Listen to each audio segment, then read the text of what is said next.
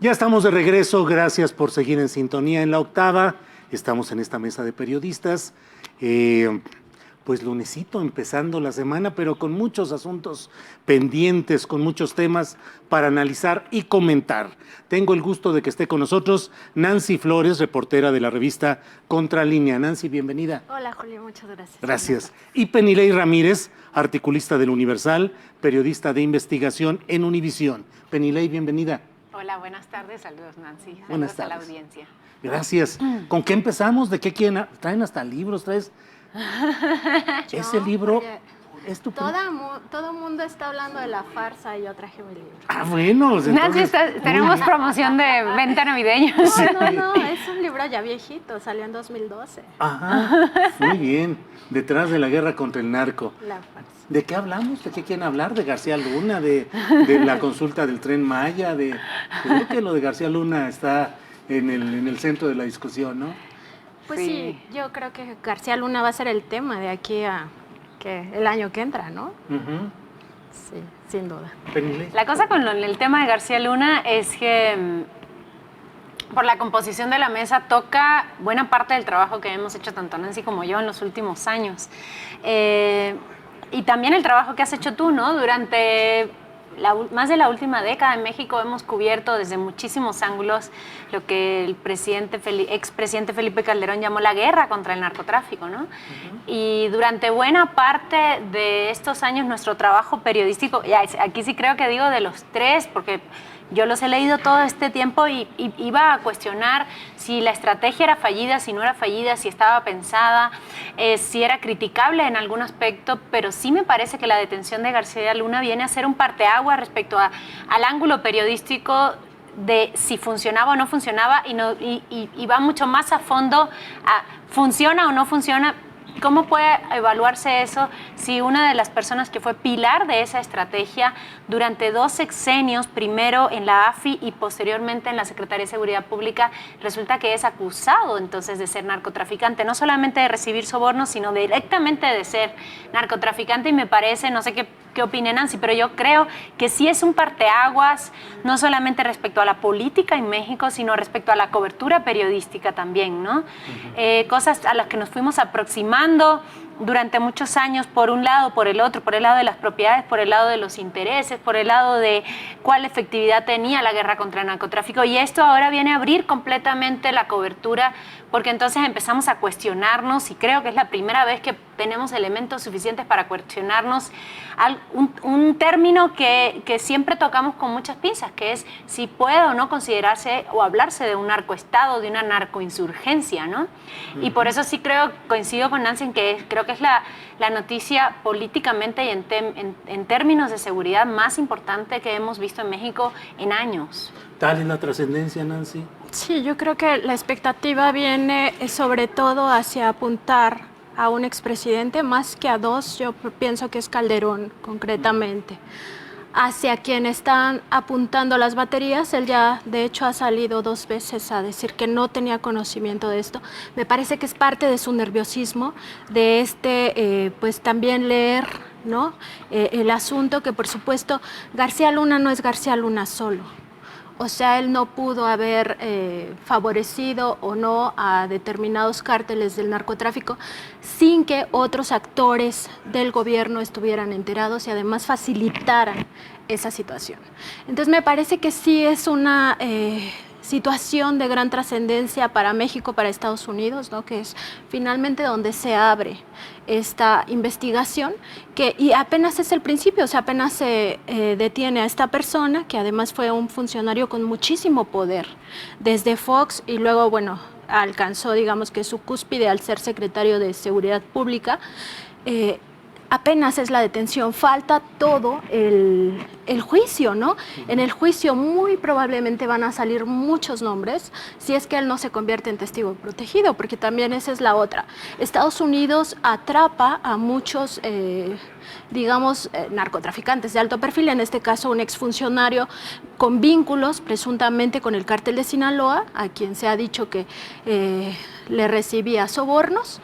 En ese sentido, bueno, puede ser que en realidad la estrategia de Estados Unidos sea convertirlo en un testigo protegido y en ese sentido allegarse de toda la información. No solamente estamos hablando de generales del ejército o almirantes de la marina o todos los que estuvieron al frente de inteligencia civil, inteligencia militar, sino sobre todo de las cabezas de ese gobierno, ¿no? Y especialmente Felipe Calderón. Yo pienso que ahí está el foco de atención.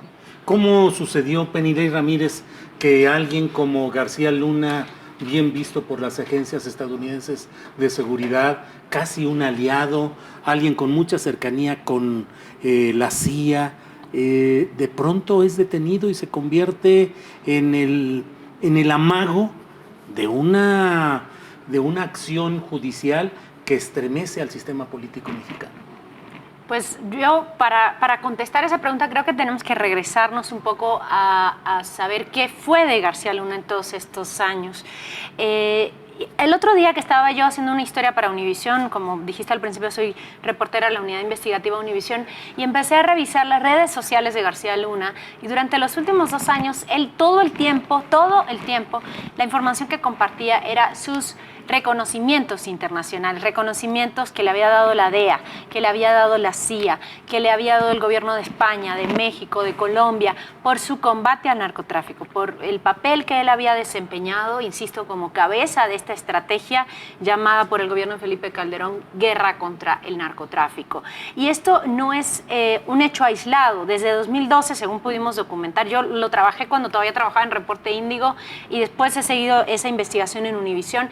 Él se fue a vivir a Miami y se fue a vivir a Miami y en Miami montó una consultoría que operaba también en México llamada GLAC, que son las iniciales de su nombre y su apellido. La compañía se llama GL and Associates Consulting y lo que hacía a través de esta compañía era justamente vender informes de seguridad, vender reportes de seguridad, vender análisis de seguridad. Una fuente que entrevistamos en Univisión la semana pasada nos decía que él tenía grandes clientes que eran gobiernos estatales en México y grandes empresarios en México. Es decir, que él muy pronto, porque además aquí hubo una violación a lo que estipula la ley de 1 año después del gobierno, él 4 días después de dejar la administración de Calderón, funda esta compañía en Miami y varios de sus asociados eran personas que eran ex agentes de la DEA, de la CIA, del FBI. Uno de sus asociados era un personaje que fue muy polémico en Estados Unidos durante la guerra, en el gobierno de Bush. Y todo esto, lo que tejió alrededor de él era una suerte de idea de que él tenía una protección en Estados Unidos. La visa que tuvo fue una visa muy especial para personas que habían tenido contribución al gobierno de Estados Unidos. Y en esta estrategia, digamos, mediática que García Luna empleó en los últimos años, también ponía continuamente fotografías con funcionarios estadounidenses que se reunieron con él cuando él era servidor público en México. Entonces, publicaba fotografías con Janet Napolitano, con Hillary Clinton, todo esto en aras de decir al gobierno de Estados Unidos, yo soy su aliado, ¿no? Incluso el reporte que hace ProPublica del momento de la detención en Texas es que los agentes que lo detienen encuentran que él estaba en una habitación que era muy sencilla, pero que estaba llena de fotografías de él con agentes estadounidenses y con funcionarios estadounidenses. Es decir, que, digamos, periodísticamente hay 2 áreas de documentación de lo que fue su vida, primero como servidor público y después como ya empresario, digamos, de seguridad. Una pasa por esa estrecha relación con algunas agencias y agentes del gobierno estadounidense. Recordemos que no es un gobierno monolítico, como no lo es tampoco el de México. Y por otra parte, cómo él tejió una red de intereses económicos, que ya lo podremos abordar más adelante, que es parte de lo que nosotros también hemos trabajado, que tocan intereses que siguen vigentes en México a través de empresarios que ahora son investigados por el gobierno de Andrés Manuel López Obrador, cuyas cuentas han sido congeladas en los últimos días, y a través de relaciones de poder con empresarios cuyos contratos en algunos casos siguen vigentes el día de hoy. Entonces, digamos, son como 2 aristas que al final confluyen en esta debacle de su detención en Dallas, Texas, la semana pasada. Nancy Flores, intereses comerciales, empresariales, no solo políticos, sino también en el ámbito empresarial. Sí, sin duda es una de las personas que más supo amasar el poder, es decir, tener toda esta red de contactos le sirvió en su beneficio personal, ¿no? El propio hecho de que ahora se dice que él habría cobrado dinero del propio narcotráfico, pues también era en beneficio de él y de sus allegados, ¿no? Entonces sí es una gran red de colusión. Y aquí hay que recordar que incluso durante el gobierno de Felipe Calderón ocurrieron estos fallidos operativos, y hay que ver si fueron fallidos o realmente esa era la intención, como el Rápido y Furioso, ¿no? Sí, sí, exactamente, ¿no? Entonces había como toda esta disque cooperación entre México y Estados Unidos para supuestamente desmantelar al crimen organizado, en específico el narcotráfico, pero al mismo tiempo habían cosas que potenciaban a ciertos cárteles, no solamente el de Sinaloa. En términos generales, todos los cárteles en el gobierno de Felipe Calderón, lo que ocurrió con ellos es que se expandieron totalmente, desplazaron a los cárteles colombianos, llegaron a los 5 continentes, tuvieron alianzas con muchas mafias de todo el mundo, ¿no? Las italianas, las rusas, las japonesas, las chinas, etcétera, etcétera, etcétera. Entonces, nos hablaban de una guerra contra el narcotráfico que en términos reales no fue tal. O sea, hay demasiadas evidencias para decir que esa guerra fue falsa totalmente, o sea, y no estamos hablando de las víctimas, porque en todo este trayecto ha habido miles de personas que murieron asesinadas, que fueron desplazadas violentamente de sus lugares, ¿no? Además, todos los desaparecidos. Es una crisis humanitaria que yo pienso que aún no alcanzamos a dimensionar como sociedad lo que nos pasó después de que se declaró esta guerra contra el narcotráfico. Y hay que recordar otro punto también, que es el hecho de que Felipe Calderón no tenía autoridad moral ante la sociedad mexicana cuando llega a la presidencia. Es decir, era un gobierno deslegitimado totalmente. Se hablaba de un fraude electoral, todo el mundo lo decía, la sociedad estaba como muy efervescente, con un rechazo total hacia el gobierno de Felipe Calderón, y en este contexto tan, digamos, convulso socialmente, es cuando Felipe Calderón declara la guerra. Después de que declara la guerra, lo que sucede en México fue como toda la gente se guarda en su casa porque tenía miedo de salir, porque si viajabas por carretera era probable que un comando armado te matara, ¿no? Y ya no se diga viajar de noche por las carreteras, en fin, toda la gente se guarda en su casa. ¿Y qué sí hace el gobierno de Calderón en todo este tiempo? Empieza a privatizar absolutamente todo lo que pudo.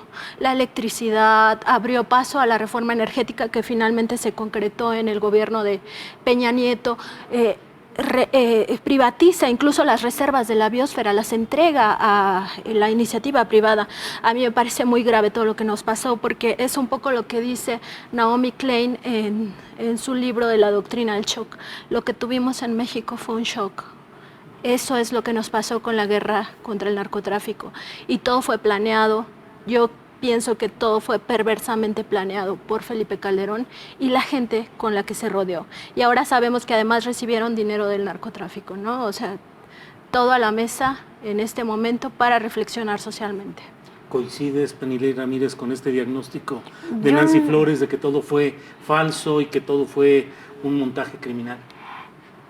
Pues yo no sé si me atrevería a decir que todo fue planeado por Calderón. Creo que al final, decía yo al principio, los gobiernos no son monolíticos.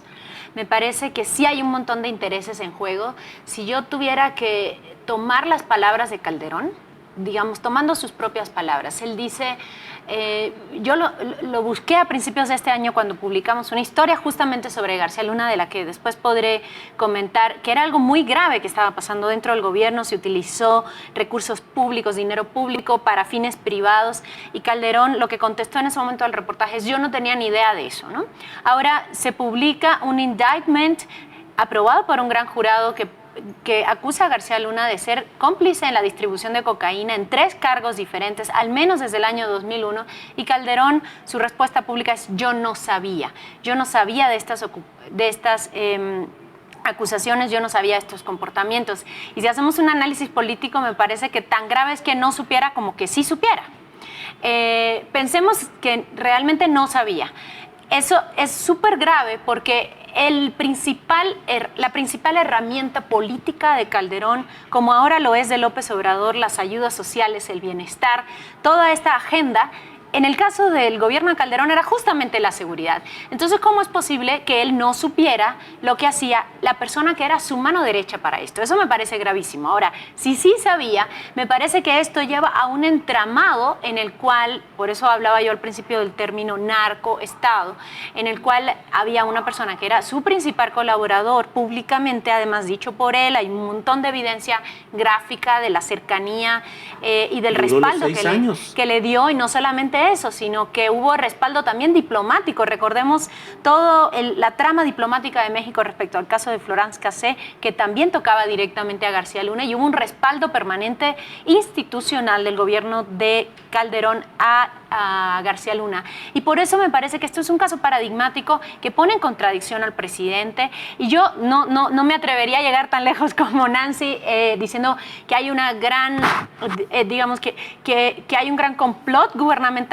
Mi posición como periodista es que los gobiernos se pueden cubrir desde adentro, que hay un montón de fracturas, pero justamente que existan esas fracturas tan profundas habla de un gobierno que no tiene control sobre lo que pasa en su territorio y sobre lo que pasa, insisto, en un tema que era central en su agenda pública y política, y que fue dicho por muchísimos analistas, una de las armas principales de Calderón para tratar de mejorar su popularidad, su nivel de popularidad a partir de la cuestionada forma como él llega al poder. Es decir, que era un tema del que pensaríamos que él tendría interés particular en tener bajo su control, de tener toda la información, y no es así. Por eso me parece que yo lo pongo en el terreno de tan grave es que supiera como que no supiera. O sea, que el hecho de que él admita públicamente no tenía ni idea de nada de esto que me están diciendo, cuando hay reportes de prensa de Nancy, de Anabel Hernández, de Jesús Esquivel, de Emanuel Stills cuando hizo el libro sobre el caso de Florence Cassé. Hay muchísima documentación, hay documentación previa hecha por agencias de Estados Unidos desde el año 2012, y por eso me parece muy grave que él diga, yo no sabía. Yo no sabía que vienen ya los avisos comerciales, pero vamos a irnos a uno de ellos y ya volvemos.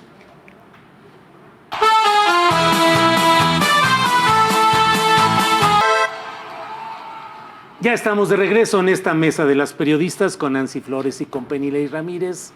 La verdad es que el tema, por más que le damos vuelta y buscamos diversificar el mercado informativo, el tema sigue siendo García Luna. Hemos estado platicando en este intermedio que hemos hecho ahora para fines publicitarios, y la verdad es que sigue el tema. Nancy, pero tú querías precisar o plantear algo en especial. Sí, cuando yo digo que esto fue falso es porque hay demasiadas evidencias, y la guerra contra el narcotráfico, recordemos, fue la principal política de Estado en el periodo de Calderón. No había otra política pública más importante que la guerra contra el narcotráfico.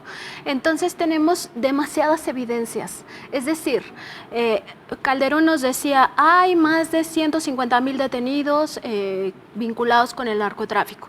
Pero si vamos a los números, realmente a los números, estamos hablando que solamente habían 1,700 a los que se les podía comprobar estos vínculos. Exacto.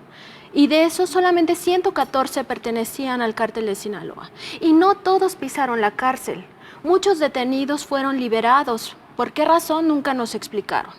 En el ámbito de los decomisos, la erradicación de drogas, todo cayó cuando Calderón entró a la presidencia. Se decomisaba y se erradicaba más droga con Vicente Fox, que era un tema que a Vicente Fox ni le preocupaba, ¿no?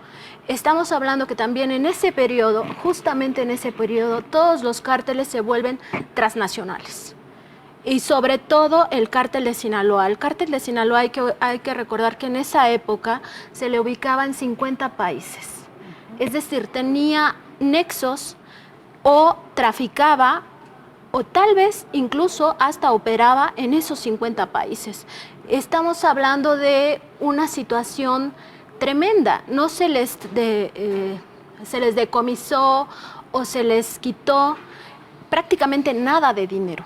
Estamos hablando de que ni siquiera el 1% de lo que se calcula que ganan en Estados Unidos, solamente en Estados Unidos, se les decomisó del efectivo, ¿no? Entonces les dejaban hacer todo a los cárteles del narcotráfico.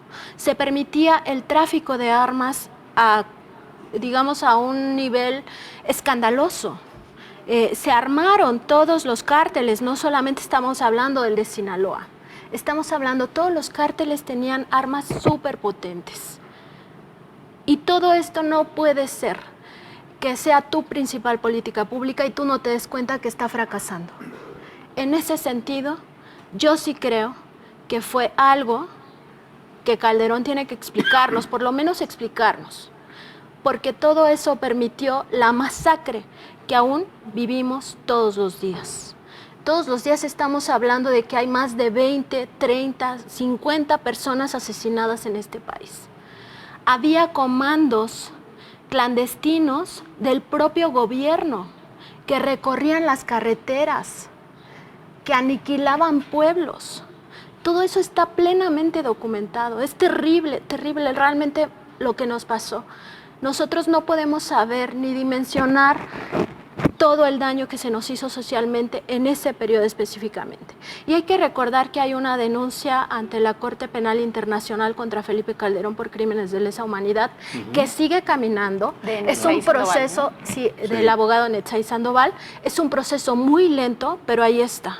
Y esperemos como sociedad que prospere y que se les juzgue, porque todo lo que vivimos son crímenes de Estado. Y es lo que crímenes tú dices, de lesa humanidad. No es algo que se detuvo en el pasado, es algo que sigue hasta el día de hoy, porque las estadísticas son espeluznantes. O sea, en el primer informe de gobierno de la actual administración se estimaba que habría en México 35,000 muertos en este año. Lo que está estimando el INEGI es que vamos a cerrar con más de 38,000 muertos en este año. Es decir, se convertiría en el año más dramáticamente mortífero en la historia de este país. Lo que ha dicho la administración actual todo el tiempo es: nosotros recibimos una inercia que sigue todavía, y en todas las alocuciones públicas de la actual administración, el presidente López Obrador ha dicho públicamente: el principal desafío de mi administración sigue siendo bajar los índices delictivos, que no han dejado de subir. Han tenido sus flujos desde entonces. Yo creo que lo que pasó en el año 2009 ni siquiera lo hemos analizado suficientemente, pero es digamos, un prototipo de operación que sigue vigente. Lo que estamos viendo en este momento en Tamaulipas, los casos que se están documentando de abusos de la Marina, de abusos de operaciones especiales, que están siendo en este momento investigados por la Comisión Nacional de Derechos Humanos, son casos que derivan de una política de Estado que inició en ese periodo, que inició incluso antes, desde que, y vuelvo a García Luna, desde que él se empoderó en la AFI, en la Agencia Federal de Investigaciones, y que además sigue teniendo repercusión en muchos lugares del país. Hay casos documentados como los que mencionaba Nancy, pero muy específicos, de abusos por parte del ejército, por ejemplo. Yo ahora recuerdo el libro de La Tropa, que me parece que de Pablo Ferri y Daniel Arrea, que muestra un ángulo muy particular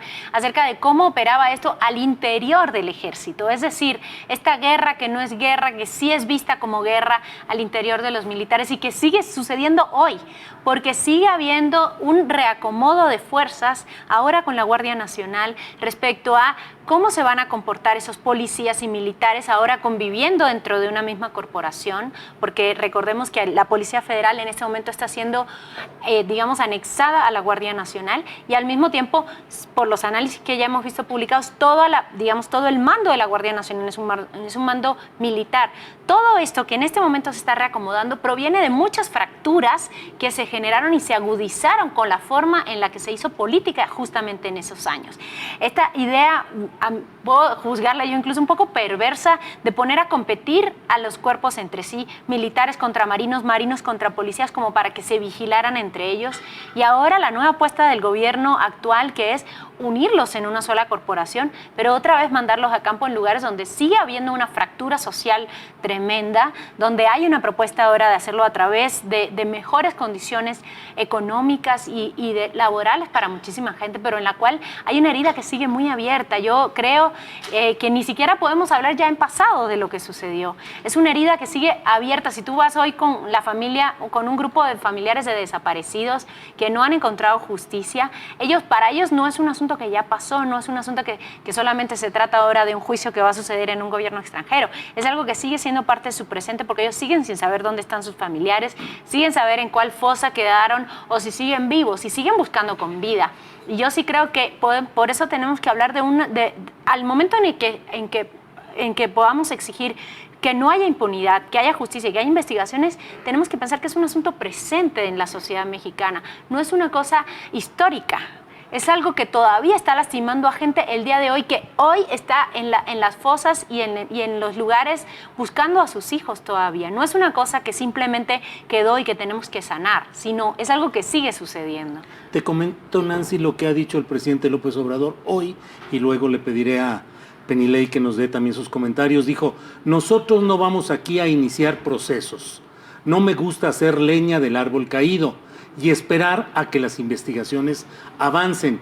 Nosotros lo que vamos a hacer es cooperar toda la información que necesiten, pero no iniciar nosotros investigaciones para que no se malinterprete, que no se vaya a decir o pensar siquiera que es una represalia. ¿Qué te parece ese párrafo que es relacionado con la posibilidad de que el gobierno mexicano abriera investigaciones respecto a García Luna? Pues por eso precisamente la esperanza, digamos, de muchos mexicanos es que se mencione el nombre en Estados Unidos, ¿no? O sea, finalmente el tema se abre en Estados Unidos, no se abre en México. O sea, la detención de García Luna, la investigación contra García Luna y todo lo que sigue el juicio es en Estados Unidos, no es en México. Y un poco tiene que ver con que el presidente López Obrador llega a este cargo diciendo que no va a haber justamente esta, pues como represalia o lo que se quiera, de juzgar a los expresidentes o a quienes estuvieron colaborando con ellos. El tema es que México lo que necesita es justicia.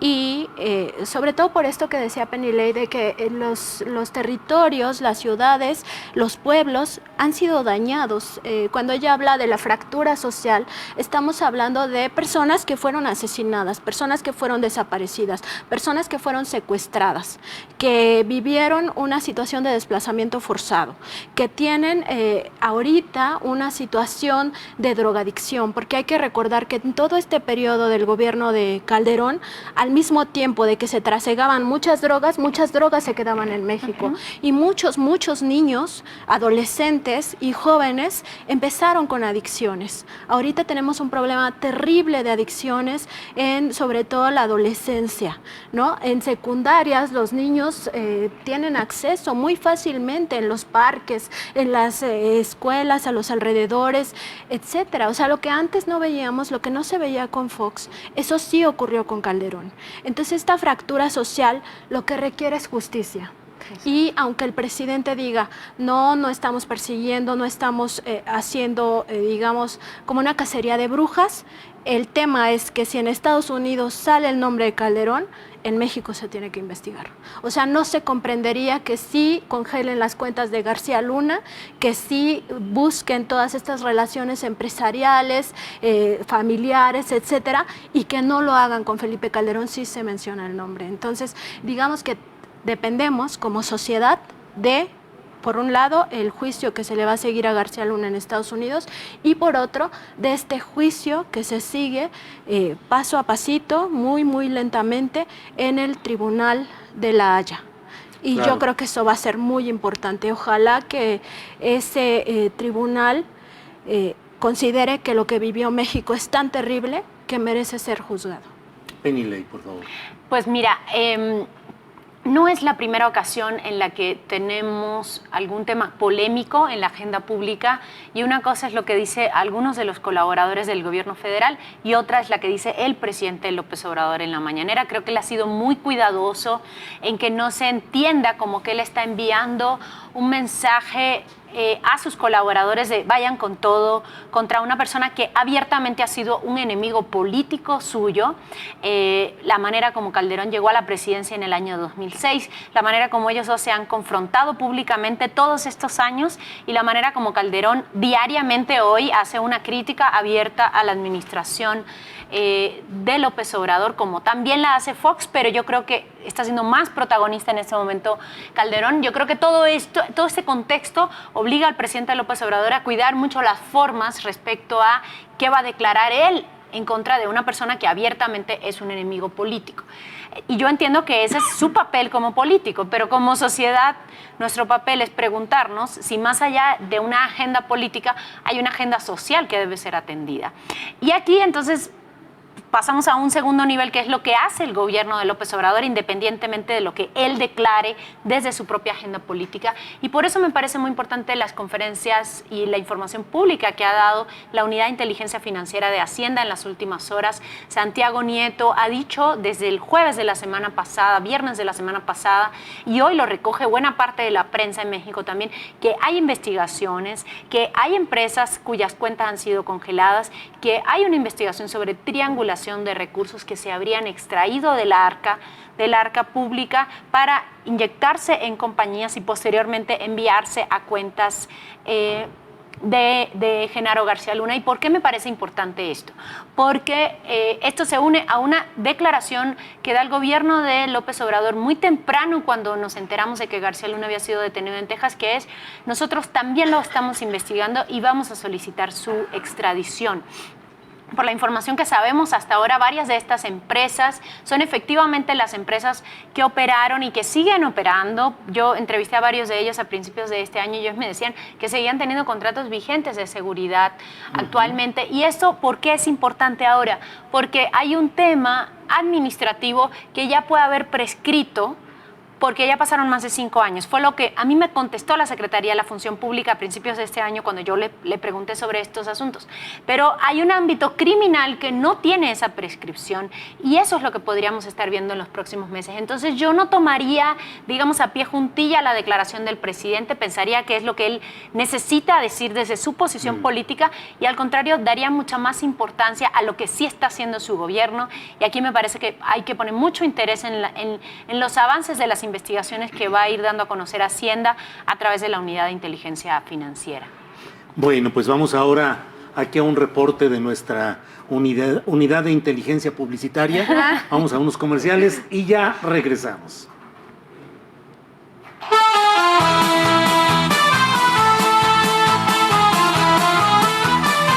Y el otro. Ya estamos de regreso. Muchas gracias por seguir en sintonía. En la octava nos quedan 2 temas para muy pocos minutos al final, pero me atrevo a plantearles a Penilei Ramírez y a Nancy Flores que abordemos rápidamente los 2 temas. Uno, el paro activo en el ITAM, lo que ha sucedido con suicidios en el ITAM. Nancy. Fíjate que los suicidios es un tema que nos debe alarmar a todos, porque estaba yo leyendo las estadísticas justo a raíz del Día Mundial de la Prevención contra el Suicidio, de la prevención del suicidio, perdón. Se decía que alrededor de 6,000 personas se suicidan cada año en México. Es decir, es un tema importante, relevante, y en nuestro país no existe una cultura de la prevención. Es decir, como familias, como sociedad no estamos capacitados, primero para detectar que una persona tiene una depresión tan profunda que lo puede llevar a esta decisión de atentar contra su vida y lograrlo, ¿no? Que va contra todo lo que se conoce como el sentido de la supervivencia, es decir, lo que uno no esperaría de un ser humano, ¿no? Y segundo, porque afecta sobre todo a esta población muy joven, es decir, de 10 a 24 años, pero sobre todo a los que tienen entre 20 y 24 años. Y esta población es la que representa la mitad de estos suicidios. 3,000 suicidios que ocurren cada año es de esta población tan joven. Entonces nos debe llevar a reflexionar primero sí a la institución, porque es un llamado de atención a la forma en cómo observan o más bien ejercen la pedagogía, que ya hay ejemplos no solamente en redes sociales, sino incluso hay una columna de un economista muy interesante que se publicó en el Universal, donde dan casos específicos con nombre y apellido de quiénes son los profesores que discriminan, que maltratan, que acosan, que hostigan exactamente a los estudiantes. Y que esta situación definitivamente no tiene que ver con la pedagogía. Es decir, ¿cómo vas a enseñar a un estudiante algo, lo que sea, cualquier conocimiento, a través de la violencia? Yo no lo puedo entender. ¿no?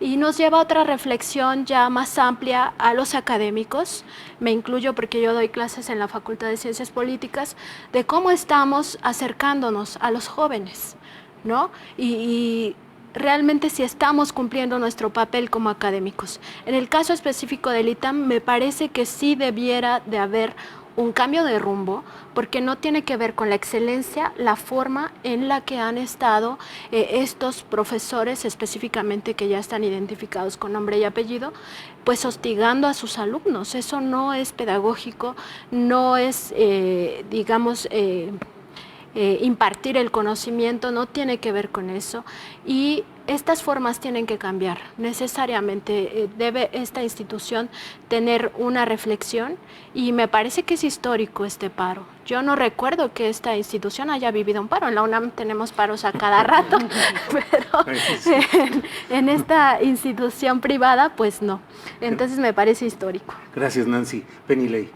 A mí lo que me parece, a partir de lo que ha sucedido en los últimos días, es que hemos logrado que un caso específico, así como semanas antes sucedió con el caso de el asesinato de Abril Pérez Agón, y cómo a partir de ahí pudimos hacer una discusión pública mucho más abarcadora acerca de cómo se está tratando institucionalmente el tema de la violencia contra las mujeres y el feminicidio. Creo también que este caso del ITAM nos está permitiendo, yo lo he visto así en los últimos días, abrir el debate hacia dos temas que me parecen centrales. Un tema que está completamente invisibilizado en México, que es la salud mental.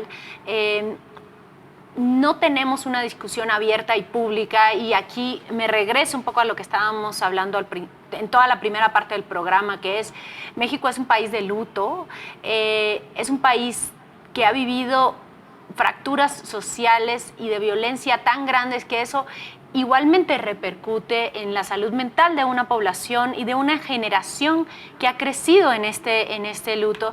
Y a partir de ahí tienes un segundo estrato de cómo nuestra generación, es decir, cómo los chicos que en este momento están tratando de hacerse de un espacio institucional, laboral, académico, están teniendo que enfrentar una realidad para la cual no existe ninguna empatía en todo el mundo respecto a ellos, y en particular en México, insisto, en un contexto particularmente violento. ¿Por qué me parece que lo que sucedió con el asesinato de Fernanda Marshfield en el ITAM sirve para este debate que va incluso más allá de la propia institución? Sí. Porque ha permitido que se rescaten en los últimos días historias del ITAM.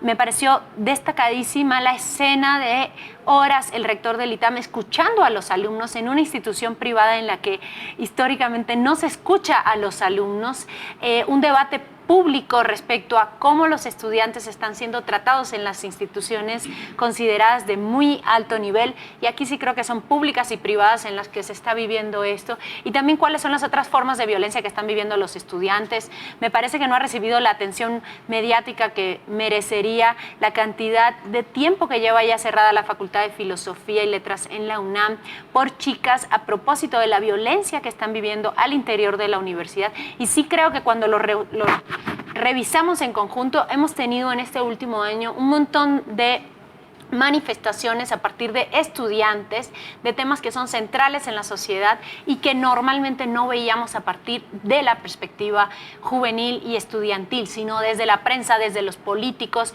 desde las víctimas directamente de la violencia. Y por eso me parece que como fenómeno es importante destacarlo en su conjunto y destacar que estamos teniendo ese debate público, que me parece muy destacado. Y nada más puntualizar que cuando llegan a paro los estudiantes es porque ya agotaron muchas vías. Exactamente. Es decir, en el caso, por ejemplo, de las facultades de la Universidad Nacional y las preparatorias y CCHs que se fueron a paro por el hostigamiento sexual y el acoso sexual de algunos compañeros o de profesores, se debe a que las estudiantes ya habían agotado todas las vías, es decir, es como el último llamado a la institución para que se haga algo a un problema que realmente es terrible para el estudiantado. En este caso, me parece que el tema del suicidio también es un llamado en última instancia de estos estudiantes que prácticamente uno nunca los ve manifestarse, por ejemplo, en todas estas marchas que hay, donde sí participan otras instituciones, incluso privadas como la Ibero.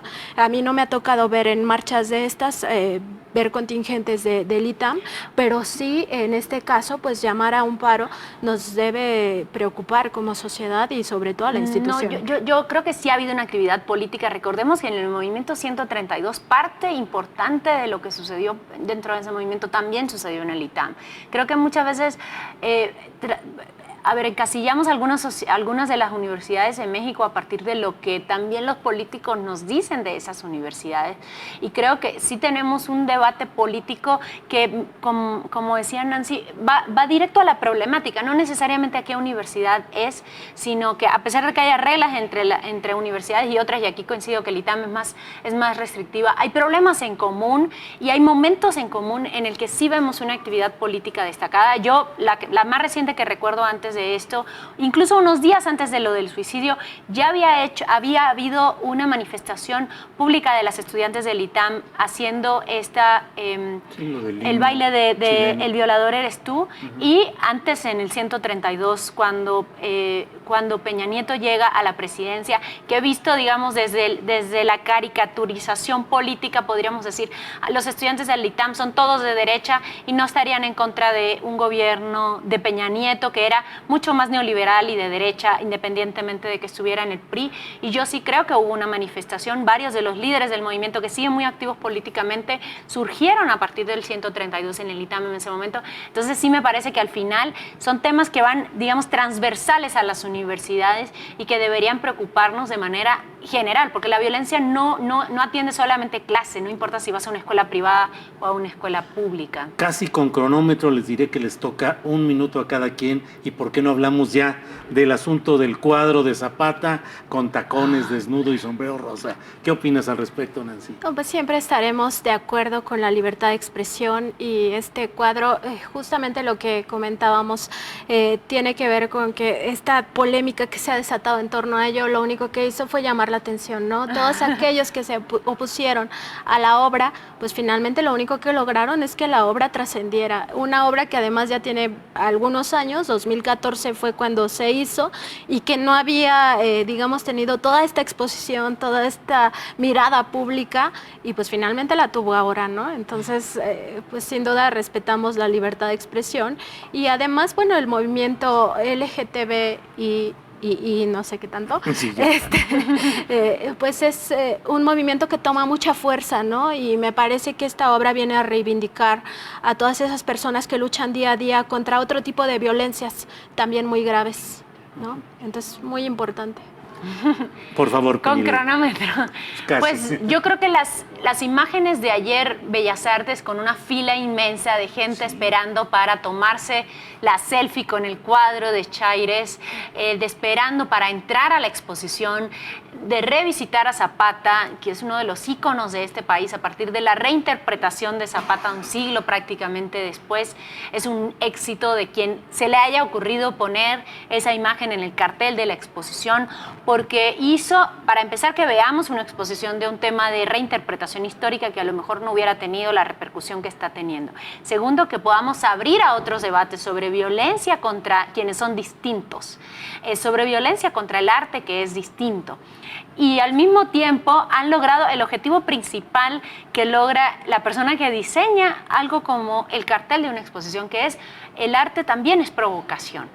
El arte provoca debate público, provoca discusión abierta, provoca ideas encontradas, provoca que movamos las cosas que están establecidas socialmente respecto a quiénes son los héroes, cuál es la masculinidad, etcétera.